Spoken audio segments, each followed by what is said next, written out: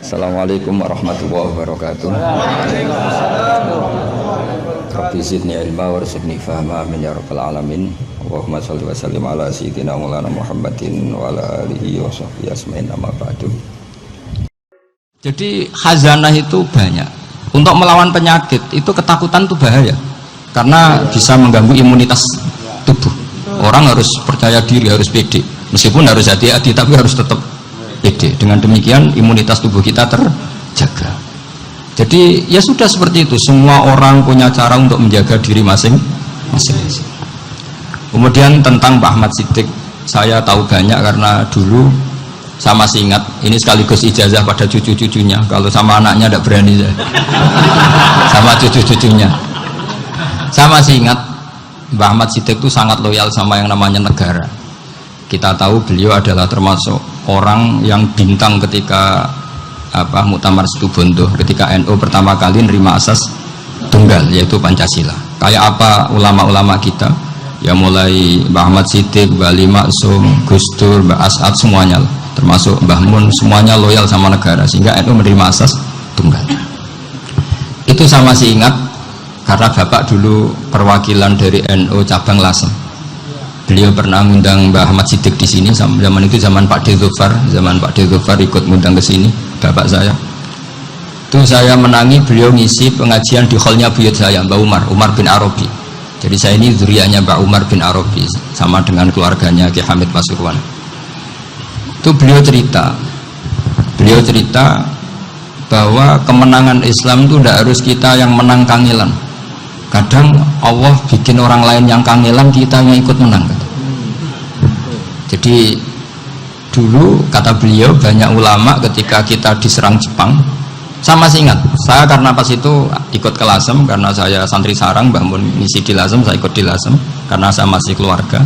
Itu ulama-ulama itu mimpi dibacakan ayat ghulibatir rum fi adnal ardi wa hum min ba'di ghalabihim sayaghlibun fi bid'i sinin lillahil amru min qablu wa min ba'du wa yawma idzi yafrahul mu'min.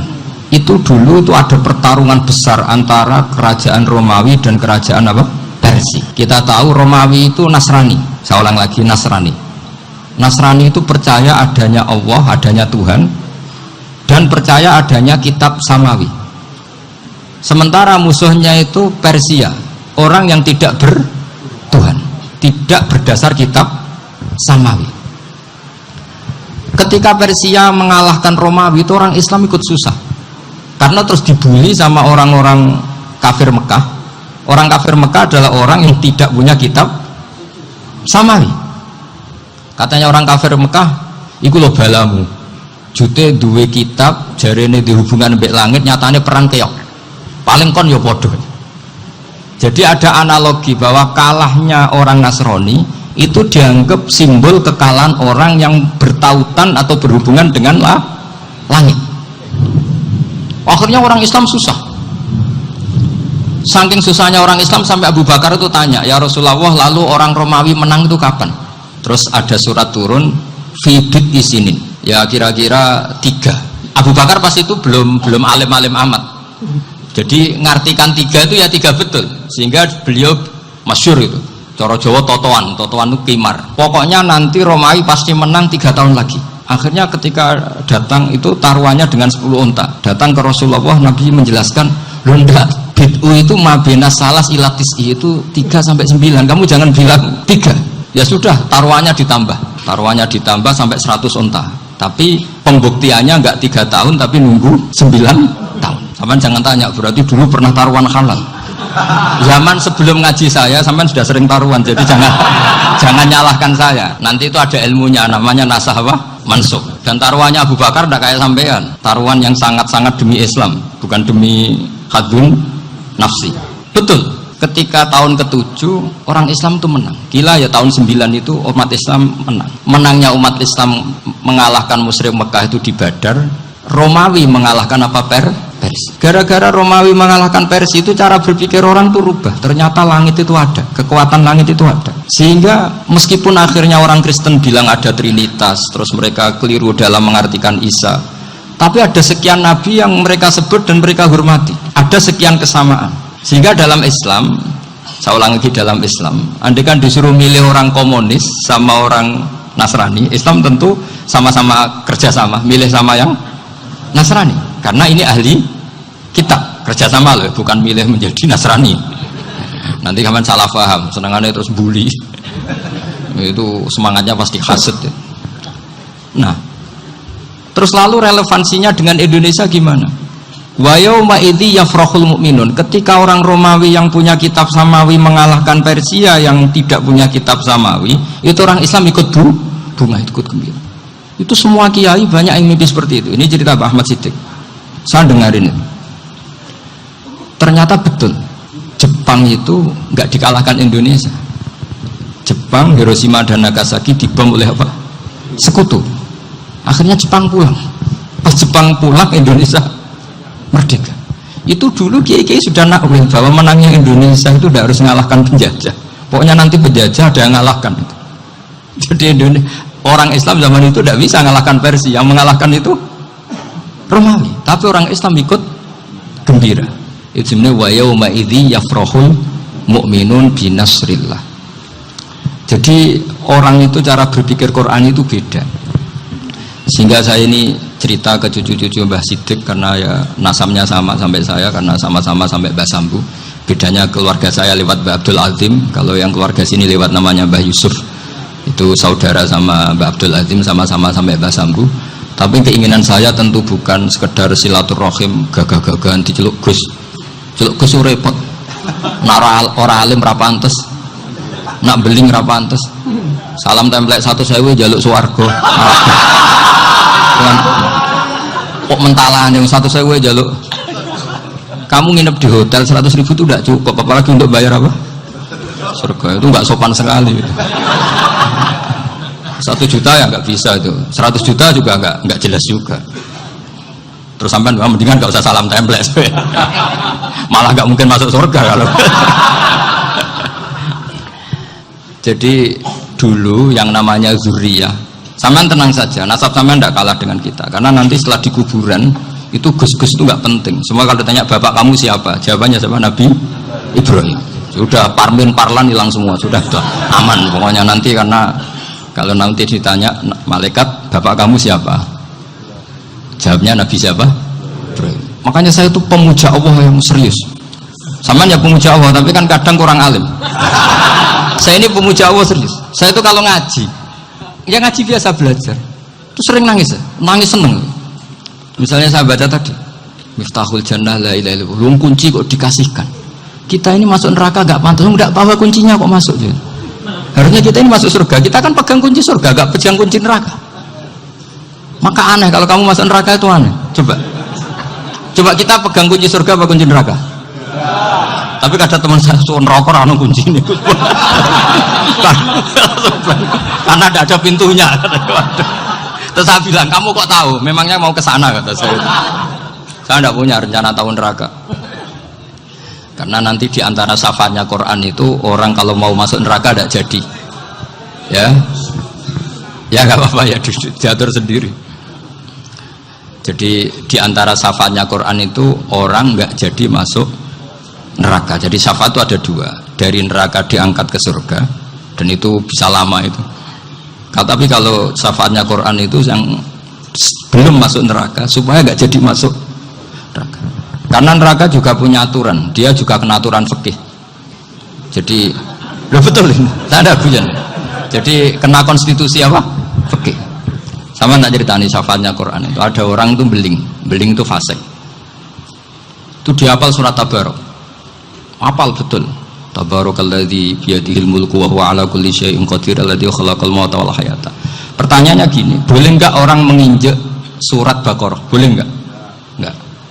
Padahal orang hafal Quran itu artinya ayat itu ada di hatinya. Fa inna wa ta'ala la yu'adzibu qalban wa al-Qur'ana. Allah tidak akan menyiksa hati yang menyimpan Quran, yang jadi flash disknya Quran, yang jadi rekaman Quran. Singkat cerita orang ini hafal. Pas ketemu Mungkar Nakir prosedur kan, ini orang fasik mau diantemin sama Mungkar Nakir. Prosedur ya, dia kan prosedur standar.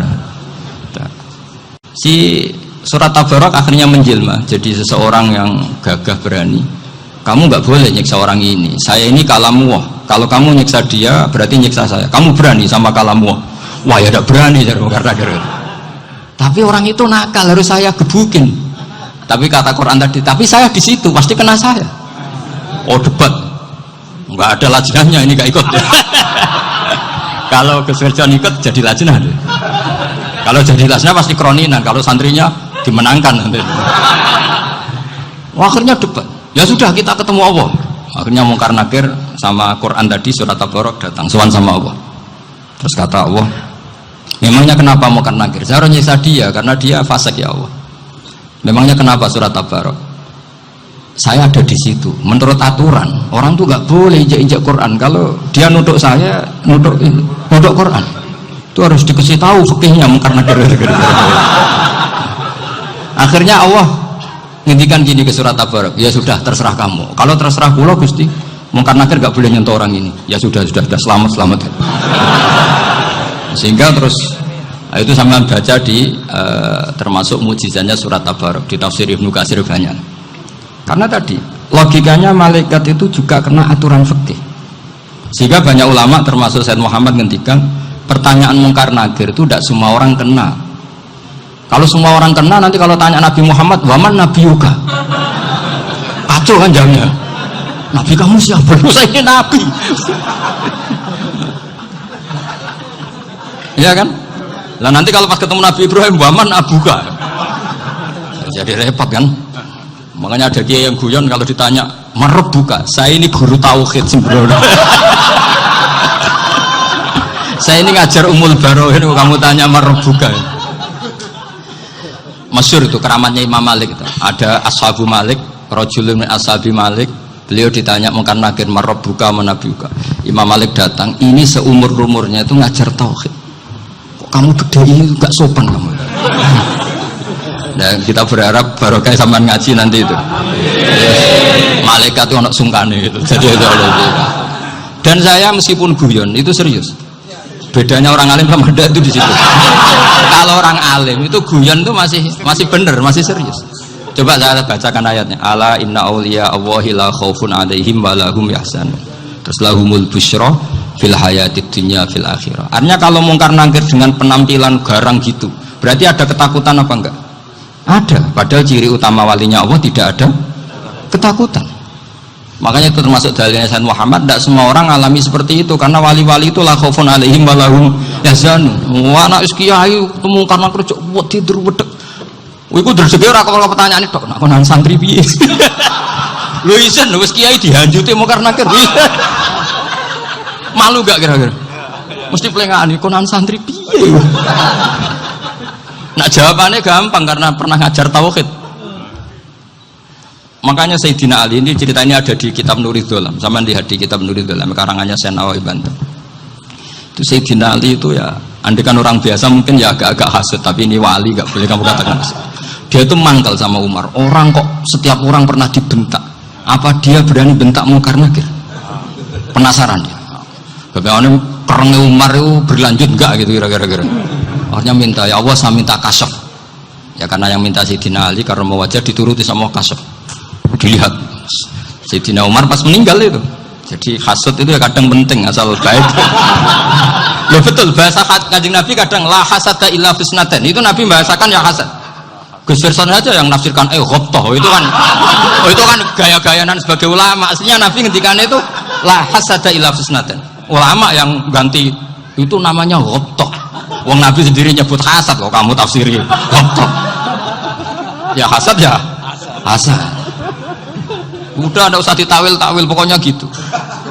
Kalau sama nggak percaya nggak apa-apa. Kok gitu aja kok repot. Karena sama nggak percaya kemungkinannya dua. Satu nggak ngerti. Dua sama-sama alim kan dari awal kalau sama-sama alim kan laisa ali alimin ayuqallida aliman akhor. Kita nggak perlu saling mengikuti. Ngapain hasud? Biasa aja. Akhirnya Sayyidina Ali kasar. Pas Umar bangun, setelah mati kan bangun, setelah meninggal bangun. Mungkar Nakir datang dengan perang yang sangat garang. Itu digambarkan Sayyidina Ali matanya itu kalkidril ghali. Kayak apa? Kendil yang apa? Menganga. Wah seru. Sayyidina Ali senang, paling takut ini Umar. Senangnya bukan main. Wah ini mesti takut Umar. Biasa. Ternyata enggak. Umar malah bangkit. Woi Mungkar Nakir. Kamu tahu menghadapi siapa? Itu betul ya? Kamu itu menghadapi temannya ahabbal khalqi ilallah. Yang diandalkan temannya bukan dia. Kamu tahu yang kamu hadapi, saya ini teman kekasihnya Allah. Jadi boleh kamu mengandalkan Mbak Virjon. Tapi nanti resikonya Mungkar Nakir tanya, itu Virjon siapa? Wah itu masalah kan. Makanya syaratnya wali itu harus ma'rufun fis sama. Di langit sudah populer. Makanya dulu ada orang yang saking seninya Abdul Qadir ditanya apa saja jamnya Abdul Qadir Al-Jilani, itu aman karena beliau populer. Makanya program kita harus populer dulu di langit. Nah, itu nanti kalau dicatut oleh santri-santri nggak apa-apa. Kalau nggak populer nanti dicatat, itu siapa? Masalah ini. Umar itu yang dibanggakan itu, kamu tahu saya siapa? Ya enggak tahu. Saya ini temannya kekasihnya Allah. Temannya Muhammad. Iya Muhammad Rasul. Wah mikir waduh. Repot. Loh di dunia aja gitu kan temannya presiden, temannya panglima, apalagi ini temannya Sayyidul Awalin wal Akhirin. Di dunia aja bilang temannya presiden, menteri orang sudah takut, apalagi ini temannya Sayyidul Awalin. Hanya Mungkar Nakir terus konfirmasi sama Allah, gimana ya Allah ini ngadepi. Sebetulnya diandalkan itu temannya, bukan dia. Wah, akhirnya sama Allah dibilang ya bu, ya sama seorang seperti itu bu yang sopan. Terus semenjak itu Mungkar Nakir itu nggak selalu berpenampilan seperti itu sangat. Jadi semoga itu konsisten sampai nanti. Jadi kamu kalau ingin nggak takut Mungkar Nakir jadi wali dulu. Karena syaratnya tadi hanya wali sing la khaufun alaihim walahum yahzanun lahumul busyra fil hayatid dunya fil akhir. Jadi orang itu kalau ngaji itu harus khatam. Jangan semuanya kena pertanyaan. Dan kalau semuanya kena pertanyaan nanti repot. Kalau Nabi Muhammad ditanya waman Nabi juga. Nabimu siapa? Lu kan terus jadi aneh. Jadi makanya ketika Sayyid Muhammad semua ulama lah, nggak ada am kecuali ditaksis. Kecuali sifatnya Allah, misalnya bikulli syai'in alim ya benar-benar bikulli syai'in. Tapi kalau am semuanya pasti ada taksis, meskipun dalam muhawarah muhadasah biasa. Misalnya contoh gampang, istri kamu baru seneng kamu, mas nak pengen apa-apa aku lapor aku, gak apa-apa mas, mesti aku seneng gak sama lapor. Iku dia aku pengen wayo. Wah langsung jadi apa wae. Mesti apa wae maksudnya kecuali itu gitu. Padahal kalau ngomong mas sampean ingin apa saja tak dukung. Sampean bilang pengen buku wayo. Kira-kira disetujui apa enggak? Sama seperti kita kalau punya teman akrab, wah senang omahku gak apa-apa, anggap ya omahmu dewe. Terus mlebu-mlebu kamar. Jadi tidak ada am kecuali di taksis. Artinya kalau ada cerita bahwa orang mati pasti ngalami ditanya Mungkar Nakir, itu pasti ada am yang di taksis. Itu pasti tidak dialami para anbiya, para auliya. Karena ciri utama wali itu la khaufun alaihim walahum yahzanun. Kemudian saya yang mau cerita ya supaya sampean bisa menghadapi dunia global ini, tak bawa tafsir Munir termasuk tadi. Kenapa orang Islam Rasulullah SAW itu lebih senang kalau yang menang itu orang Nasrani Romawi ketimbang yang menang itu orang Faris, dalam hal ini ateis. Karena orang ateis itu lebih ngeri. Sebetulnya beberapa penemuan sains terutama di ilmu medis itu orang Amerika, kayak cloning. Tapi orang Amerika itu masih dilarang oleh gereja untuk mengaplikasi, karena nanti bayi cloning itu dipakai suku cadang. Di Amerika masih ditentang oleh fatwa-fatwa agama baik Islam maupun Kristen. Tapi di Cina itu dipraktekkan karena nggak ada halangan agama. Di Cina itu biasa ada kondom diolah lagi jadi alat-alat aksesoris. Di Amerika tidak ada karena masih ada agama, masih ada larangan. Sehingga orang Islam itu lebih takut kalau yang menang itu Persia, karena terus cara berpikir ternyata Tuhan itu tidak ada, langit tidak ada perannya. Jadi ketika yang menang Nasrani masih berpikir itu pertolongan Tuhan, meskipun mungkin cara mengatakan Tuhan beda dengan kita. Tapi ada satu kesamaan bahwa kekuatan samawi itu ada. Jadi disebut ghulibatir rum fi adnal ardi wa hum min ba'di ghalabihim saghlibun. Di sini diterangkan oleh Syekh Nawawi supaya kamu tidak salah paham. Sebetulnya kamu katakan misalnya wah itu paham liberal, sebenarnya saya tidak tersiksa. Cuma takut yang mengatakan seperti itu cek goblokir atau ngaji gitu. Itu aja masalah saya. Ini saya baca ini karangannya Syekh Nawawi karena tadi kata Mbak Firjon ngaji itu harus sama orang yang bersanad. Saya ini kalah sama beliau itu berkali-kali. Secara nasab saya harus manggil Mbah. Secara silsilah ilmu saya juga kalah lagi. Saya sering disewani sama cucu-cucu Syekhona Khalil. Kiai Siddiq itu termasuk murid dekat beliau Syekhona Khalil. Kalau itu berarti kan Gus Firjon, Ahmad, terus Mbah Siddiq. Mbah Siddiq ngaji Syekhona Khalil. Syekhona Khalil itu pernah ngaji langsung sama Sayyid Zaini Tahlan. Berarti beliau dari Sayyid Zaini Tahlan itu baru generasi kelima. Sementara saya itu sudah ke-7 atau ke-6. Saya, Mbah Mun, Mbah Karim misalnya, Mbah Hashim, Mbah Mahfud Termas, Sayyid Abi Bakar Sato yang ngarangnya Anatul Talibin, baru Sayyid Zaini Tahlan. Berarti saya ke-7, kalah lagi. Tapi untuk jadi wali biasanya cepat saya. Karena syaratnya jadi mbah itu ngalah demi putu. Jadi kalau beliau ngotot, saya dulu Gusti, saya mbahnya. Wah itu mbah yang nggak baik. Pasti jatahnya dikasihkan apa? Cucunya dulu. Makanya Abdul Muthalib itu orang yang dapat wangsit, tapi yang jadi nabi itu cucunya. Jadi dalil saya banyak. Sebenarnya Abdul Muthalib itu sudah sering dapat wangsit. Karena saya bahasakan wahyu, nabi yang protes, enggak nabi kok dapat wahyu. Tapi sebetulnya Abdul Muthalib itu masyhur. Kalimat-kalimatnya menunjukkan bahwa beliau itu sudah dapat wahyu kalau nanti cucunya itu jadi apa? Nabi. Makanya senangnya bukan main Abdul Muthalib sama Rasulullah. Putu seneng, mbah seneng putu. Jadi mungkin, jadi sampean enggak usah protes loh. Yang jadi wali kok cucunya. Dulu betul. Dulu Mbah Hamid Pasuruan itu kalau Mbah Ahmad Siddiq ke sana, Mbah Hamid Pasuruan kalau manggil Mbah Ahmad Siddiq itu paman. Tapi pamannya minta ijazah ke ponaan. Apa ya gara-gara itu memang. Kalau itu masih berlaku apa? Ngalah tadi. Kayaknya masih apa? Hawane masih. Hawane masih. Karena melihat tren-tren langit masih gitu kayaknya masih. Masih itu. Ya, tapi mbahnya tetap dapat jatah, tenang saja nanti. Tapi memang sebaiknya mbah itu legowo. Rasulullah Muhammad SAW itu terkenal min dzurriyyati Ibrahim. Tapi kata Rasulullah, ana dakwatu Ibrahim wa bisyaratu Isa. Aku nganti ngene iki barokah dongane Nabi siapa? Ibrahim. Jadi dongane Nabi Ibrahim ya tipe teng putu. Jadi banyak bukti bahwa jatuhnya ke putu gitu. Tadi saya di kamar sama beliau berduaan. Nih Mbah sing dadi wali di sini, aku webah.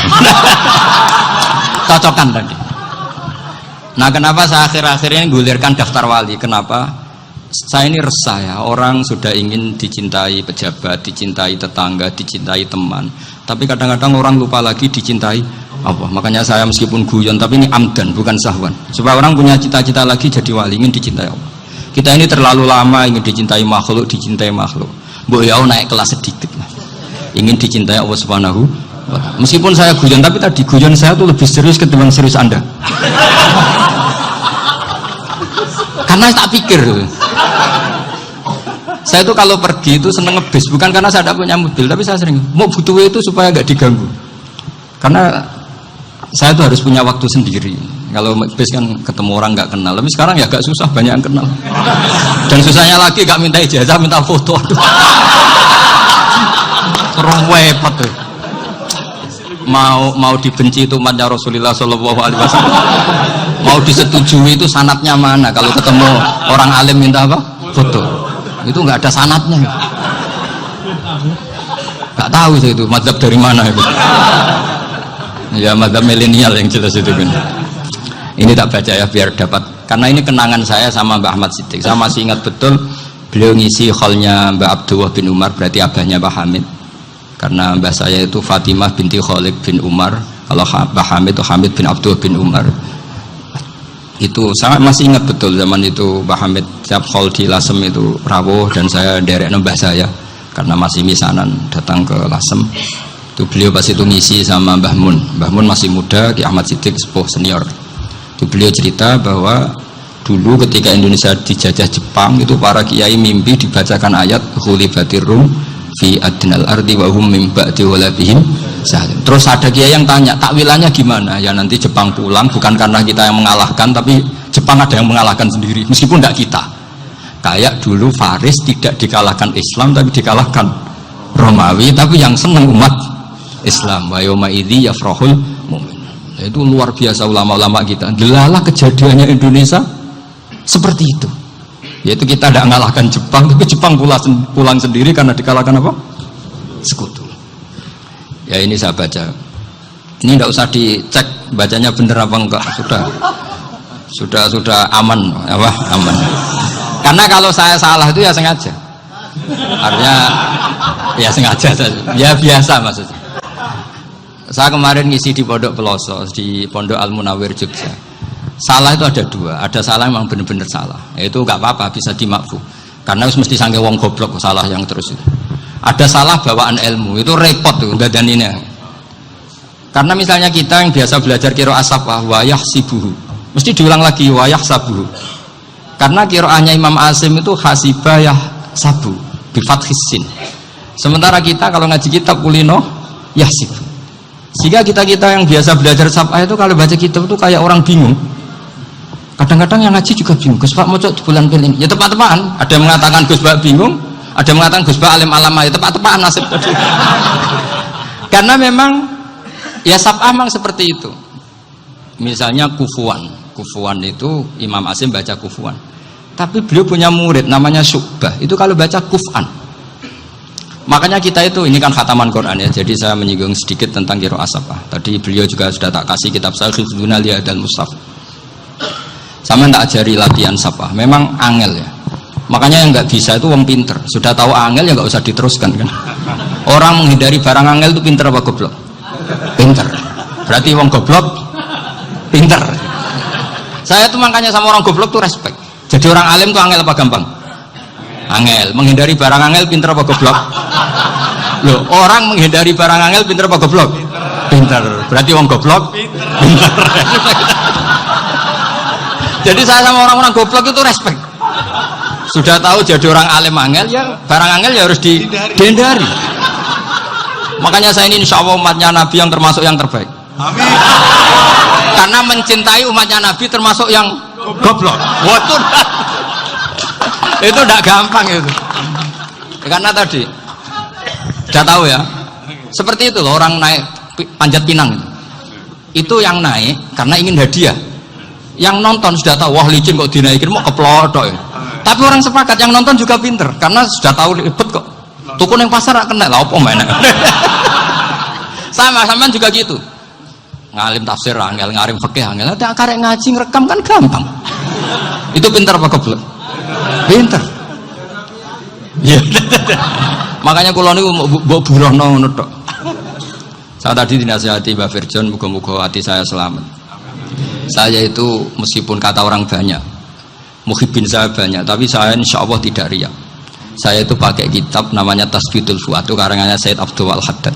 Ketika beliau punya muhibbin banyak ditanya, bagaimana ya Habib Anda menjaga hati Anda? Jamnya Said Abdul Al-Haddad itu nih, innama azzamu Allah. Mereka itu sebenarnya menghormati Allah, cuma butuh sarana, dan itu saya. Jadi saya tahu sama semua itu mencintai Quran, mencintai sunnah Rasul, mencintai hadis-hadis Rasul. Cuma sampean kan karena nggak paham, terus manfaatkan saya. Jadi sebenarnya saya ini korban. Korban.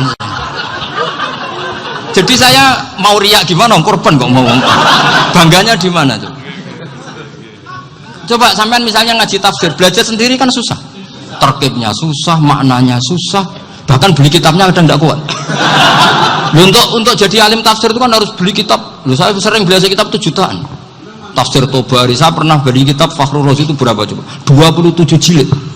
Karangannya Fakhrur, belum karangannya ulama modern Imam Sa'rawi. Itu berapa jilid? Itu jutaan.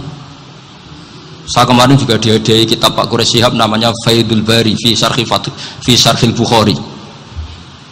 Pak Quraish Shihab yang terkenal. Dia sering diskusi sama saya. Saya ngasih hadiah beliau ngasih hadiah saya. Wah itu harganya nggak kuat. Dadak kuat kadang di Indonesia nggak ada coba. Dan sama orang hebat menghindari kesulitan itu. Nah, kesulitan itu sebab ngaji ikut, kalau nggak paham dirukok rekamannya sudah gitu. Pinter mana sampean nambah saya? Pinter sampean kan? Bikin sosis susah, beli aja kok repot kan. Makanya nggak boleh orang bilang, wah aku goblok reso tafsir, aku wong pinter. Makanya nanti kalau saya ketemu Nabi tidak termasuk orang yang mentahkir orang Islam. Kafabil mari isman ayah kira akhahul muslim. Jadi cukup orang itu dosa kalau menyepelekan orang Islam, termasuk darani sampean goblok itu dosa. Caranya nggak darani goblok ya tadi di logika tadi. Alim itu angel, gendari angel itu pintar, berarti wong bodoh pintar ya sudah gitu. Tapi tetap bodoh. Tapi ini satu cara untuk saya respect gitu. Coba orang yang ngaji tafsir saya banyak, mungkin ribuan. Itu sebetulnya mencintai Quran. Karena Quran adalah kitab suci yang panduannya umat Islam. Sangat mencintai Quran. Terus kemudian mereka nggak paham. Terus mencari orang yang memahamkan. Burono lah cara jawabannya. Terus keren saya itu di mana coba? Lah terus mereka kurang ajarnya gini, kalau paham itu ya alhamdulillah paham. Wah nak ngaji Gus bae ngono tok.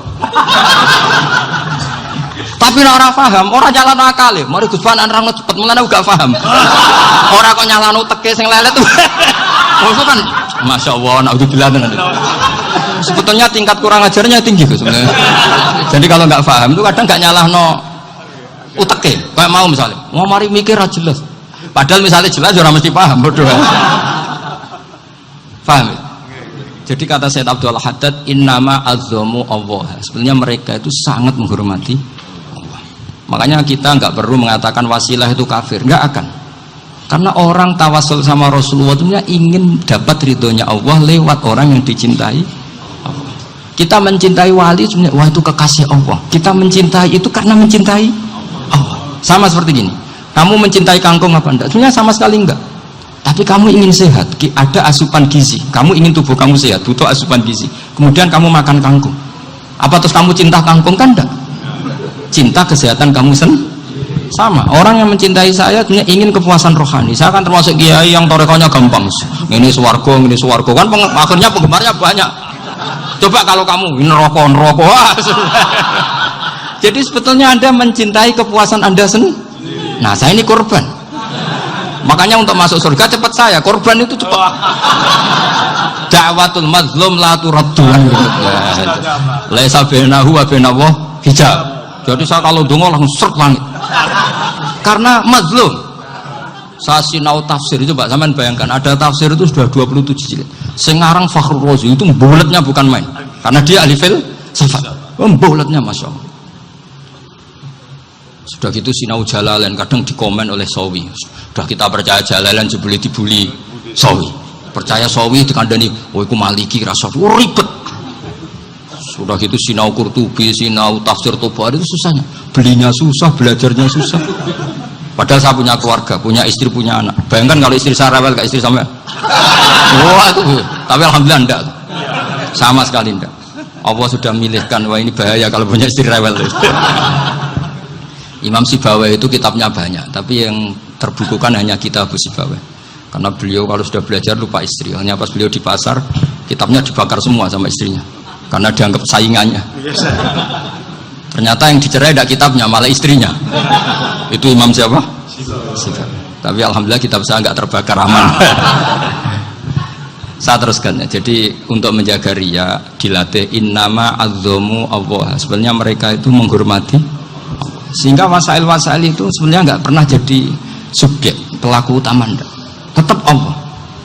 Sebab itu kata Sayyid Muhammad, kamu kok mengatakan wasilah itu kafir itu gimana? Ketika innallaha qad ba'atsa lakum taluta malika. Talut itu ya manusia. PD-nya itu apa? Inna ayata mulkihi ayyatiyakumut tabut fihi sakinatum min rabbikum wa baqiyatum mimma taraka ahlu Musa wa ahlu Haruna tahmiluhul malaikah. Jadi beliau PD itu kalau bawa sunduk semacam peti sakti, sing di situ ada baqiyatum mimma taraka ahlu Musa wa ahlu Haruna tahmiluhul malaikah. Ya kayak semacam jimat. Tapi saya bukan mensyariatkan jimat enggak, karena nanti banyak penjual yang pembohong juga gitu loh. Cuma cerita, kamu tidak usah mengatakan kafir dulu. Tolut PD-nya kalau bawa sunduk semacam peti kesaktian yang di situ ada baqiyatum mimma taraka alu Musa wa alu Harun tahmiluhul malaika. Sehingga Khalid bin Walid meskipun beliau sahabat dan menyaksikan wajah Rasulullah SAW, itu bawa sya'aratun min sya'aratihi Rasulullah SAW, bawa rambutnya Nabi. Perang kemana-mana itu diletakkan di pecinya. Nanti sama tanya lagi, masa pakai peci Khalid bin Walid itu? Wah panjang, sampai itu repot. Sampai tak warai ngaji usul fikih. Usul fikih itu kalau ngaji itu ada istilah tangkihul manat. Ini mesti ini wilayah yang kita bisa berdebat sama Mbah Firjon. Dulu itu musuh saya karena saya makili Anwar, beliau makili Peloso. Tapi tahu-tahu kalah tua terus saya mengundurkan diri. Di fikih itu ada istilah, ada tangkihul manat, ada tahqiqul manat, ada tangkihul manat. Tangkih itu kira-kira gini, lafadz hadis itu dibuang sekian untuk tahu bahwa itu madarul hukmi. Misalnya gini, tak beri contoh paling gampang. Sama harus paham, kalau nggak paham nggak pinter-pinter. Ja'a a'rabiyun ila Rasulillah sallallahu alaihi wasallam. Ya karena ini menghormati Mbah Ahmad Siddiq, saya orang alim, jadi ngaji ini tetap ada suasana alim. Ya harus ada suasana alim. Nggak perlu jadi orang alim tadi susah. Sudah ngindari susah itu pintar. Sudah itu aja. Jadi orang alim susah, ngindari barang susah pintar. Berarti orang tidak alim pintar. Nah, meskipun tetap sudah itu pegangi sampai mati nanti. Loh, jadi orang alim itu repot. Itu kata Imam Ghazali, kalau orang alim kalau mau masuk surga itu sama Allah nggak boleh. Kif, kamu nggak boleh langsung masuk surga. Coba cari umat kamu, syafaati dulu. Nah, saya takut nyari sampean nggak bisa kembali. Saya tidak punya rencana itu. Pokoknya apa masuk. Golek sampean kuaduan. Aduan balik raroh dewe, wah repot nanti saya. Berat jadi orang alim itu berat. Ya saya teruskan ya. Ada tangkihul manat. Ja'a a'rabiyun ila Rasulillah sallallahu alaihi wasallam. Faqala ahlaktu wa ma ahlakaka qal waqa'tu imraati fi nahari Ramadan. Ya cerita, saya ini rusak ya Rasulullah. Kenapa? Karena saya menjima istri saya fi nahari Ramadan. Kata Nabi, kamu harus bayar kafarah. Napa Nabi kafarah? Puasa 2 bulan. Wong baru 1 hari aja terjadi gitu kok disuruh puasa 2 bulan. Ya tidak kuat ya Rasulullah. Baru berapa hari saya puasa aja kecelakaan seperti itu. Apalagi kalau sampai 2 bulan. Tidak ya Rasulullah. Ya sudah kalau gitu kamu pertama ngasih makan apa? Idku raqabah kan, pertama merdekakan budak. Tapi kan sekarang nggak ada budak, makanya terus sekarang langsung puasa. Wah ini nggak bisa semua. Ya sudah ngasih makan orang 60. Kasihkan siapa ya Rasul? Ya orang fakir. Saya ini paling fakir. Di kampung saya ini orang paling fakir. Jadi mulai dulu orang fakir itu hubungan suami istri itu paling lancar. Mulai dulu. Makanya orang fakir itu anaknya banyak. Karena hiburannya hanya itu. Wong Ramadan aja. Coba. Mau ke ATM nggak punya uang, mau antri di bank nggak punya, mau apa coba? Itu mulai dulu, ini sanatnya mutasil. Wah, akhirnya sudah sanksinya kan tadi ya, idku raqabah atau puasa 2 bulan berturut-turut atau ngasih makan 60 orang miskin. Lalu kata ahli usul fikih, kata a'rabi dibuang, nggak menjadi catatan hukum. Orang kota pun kalau melakukan itu juga kena sanksi yang sama. Imro'atau juga dibuang. Andai kan itu dilakukan untuk amatnya juga ketentuannya sama. Nah sekarang perdebatan antara Imam Syafi'i dan Imam Malik begini. Sekarang pertanyaan gini, jima istri itu hukumnya boleh apa haram? Boleh kan? Lalu kalau ada orang tanpa udzur kemudian makan siang-siang, cara Imam Malik hukumnya sama, harus kena sanksi yang sama. Karena sama-sama hadku hurmati Ramadan bighairi udzrin syar'iyyin. Sama-sama merusak hukum Ramadan tanpa udzur. Lo jima itu tidak zina, kan hukumnya jais. Nah sekarang makan hukumnya jais, harusnya juga kena ketentuan yang sama. Cara pikirannya Imam Malik. Nah alhamdulillah Imam Syafi'i gak setuju. Wah cara setuju repot. Bahkan orang-orang Syafi'i sudah punya khilaf, kalau gitu minum dulu. Iya biar iftarnya pakai minum. Setelah minum baru jima kan. Ini sudah menyiapkan khilafnya. Itu ini khas Syafi'i ini, bongsong rekayasa hukum. Nanti bisa belajar jauh cara ngakali hukum. Makanya guyonan yang masyhur Gus Dur itu gitu. Ada seorang kiai atau Gus lah. Ya punya salah, namanya manusia kan punya salah, entah cangkruk entah apa, pokoknya punya salah. Ada wartawan yang ngiranya semua kiai itu orang suci, sehingga tanya sama Gus Dur, Gus itu ada kiai kok, ya pokoknya salah lah. Tapi jangan bayangkan dosa besar, enggak, kecil-kecil aja. Itu gimana itu? Padahal kiai kan orang suci. Jawabnya Gus Dur lucu. Ya justru yang boleh salah itu para kiai. Kalau kamu nggak boleh. Ya, kok bisa Gus? Karena mereka tahu caranya tobat. Repot. Kalau kamu nggak tahu caranya, sama pelanggaran hukum itu ya harus pakar-pakar hukum. Itu yang tahu caranya yang rekayasa. Kalau kamu ya kena pasal kan ya. Jadi kamu jangan niru saya ini punya sekian cara untuk pembunuh. Nah, itu namanya khilah.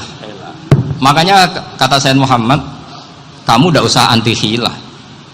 Karena Abu Hanifah itu membolehkan khilah, kitabul khiyal.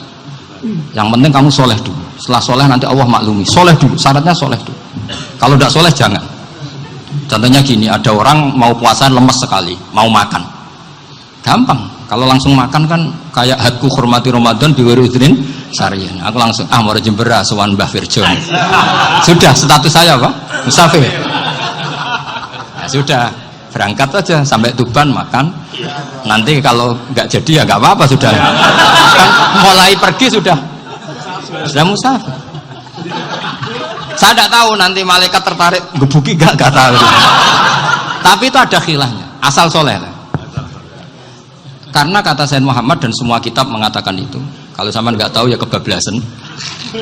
Nabi Ayub, yang nabi yang terkenal Gudiken itu siapa? Ayub ya. Nah, itu yang Israiliyatnya akan seru lah. Gudiken dikukur bek kreweng itu terlalu lah kalau itu. Untuk kreweng konti, yang Arab orang kreweng itu sudah masalah itu. Singkat cerita, Nabi Ayub ketika diasingkan kaumnya itu kan nggak punya sumber makanan. Lah orang lelaki itu mulai dulu egois. Istrinya Nabi Ayub itu cantik sekali, udah cantik, rambutnya bagus. Makanya kamu nggak usah tanya kenapa istrinya kayak banyak yang cantik. Ya, nah warasatul anbiya nggak boleh gitu. Kalau nggak cantik ya warasatul anbiya dari segi balak. Istrinya Nabi itu semuanya cantik. Nggak usah tanya sebabnya apa, pokoknya gitu, semuanya cantik. Singkat cerita, beberapa kali istrinya Nabi Ayub itu kerja demi bisa nafkahi Nabi siapa? Suatu saat itu tidak ada pekerjaan yang cukup untuk beli roti. Satu-satunya peluang dapat rezeki itu putrinya raja itu rambutnya berondoli. Terus ada sayembara siapa yang rambutnya bagus mau dibeli. Sampai rambutnya istrinya Nabi Ayub itu dijual. Nabi Ayub tersinggung karena itu mengurangi kecantikan. Jadi lelaki mulai dulu gitu. Udah nggak urun kalau istrinya nggak cantik itu komplain. Itu khasnya lelaki. Jadi kalau kamu gitu ada sanadnya juga, tenang saja ya. Komplain ya pegawai itu. Saking mangkelnya Nabi Ayub terus ngendikan la adriban naki mi'ata sautin. Kamu akan saya pukuli dengan mi'ata sautin atau dengan 100 cambuan. Atau mi'ata dikhtin atau mi'ata apalah sesuai konteks zaman itu. Engko namanya pecut tuku konti kok ribet lagi. Singkat cerita akhirnya ketahuan bahwa istrinya menjual itu demi Nabi Ayub. Allah nggak ridho kalau kekasihnya yaitu istrinya Nabi Ayub wis perjuangan kayak gitu malah kena hukuman. Tapi Allah juga nggak ingin kekasihnya yang bernama Ayub melanggar sumpah. Padahal beliau sudah sumpah, wallahi demi Allah nanti tak pukul dengan 100 kali. 100 kali dengan lidi lah misalnya, contoh yang gampang itu lidi. Akhirnya sama Allah dikasih satu solusi. Wa khud biyadika dukhtan fadrib bihi wala tahnas. Ya sudah, lidi itu ikat jumlahnya 100. Terus pukul sekali saja, anggap saja sudah 100. Iku pangeran sing warai ngakali ngono iku pangeran. Tapi syaratnya soleh. Syaratnya soleh.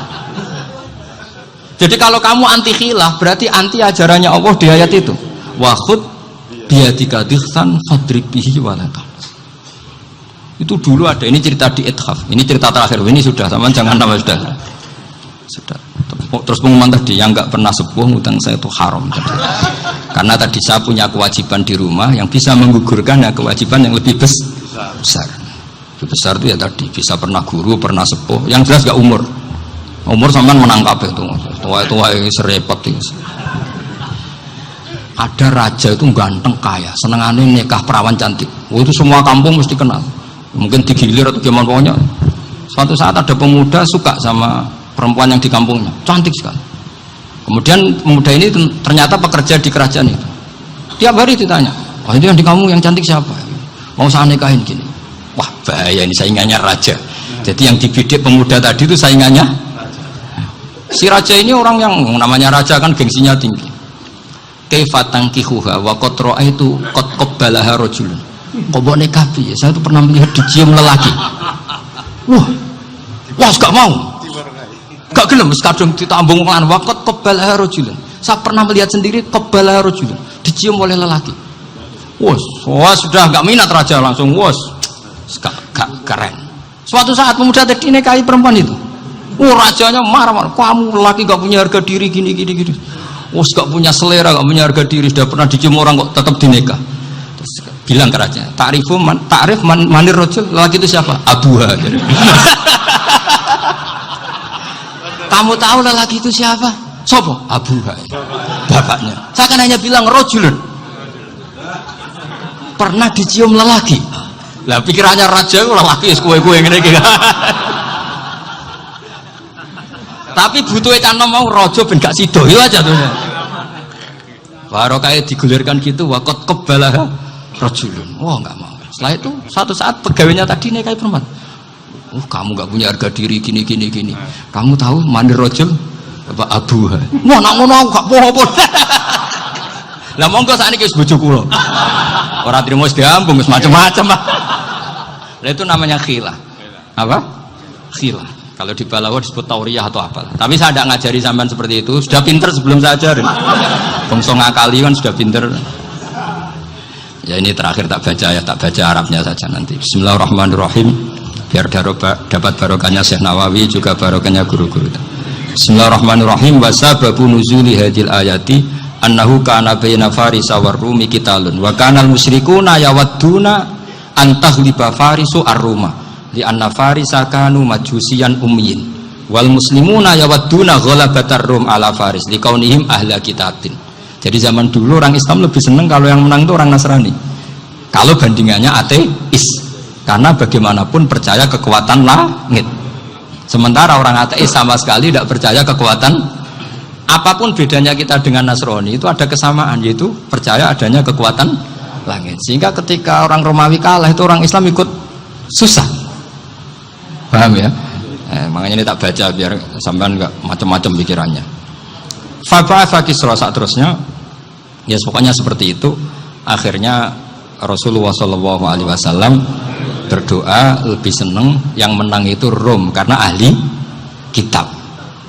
Artinya apa? Kemenangan ahli kitab adalah kemenangan makhluk atau hamba Allah yang mentautkan kekuatan kita di bumi dengan kekuatan langit. Makanya saya berharap selain kita ikhtiar medis, kita harus memperbanyak istighfar. Bagaimanapun semua itu dari Allah Subhanahu wa ta'ala. Kita menghormati negara dengan ikhtiarnya, tapi saya mohon sekali kita juga istighfar, karena semua itu juga ditentukan oleh Allah, oleh langit.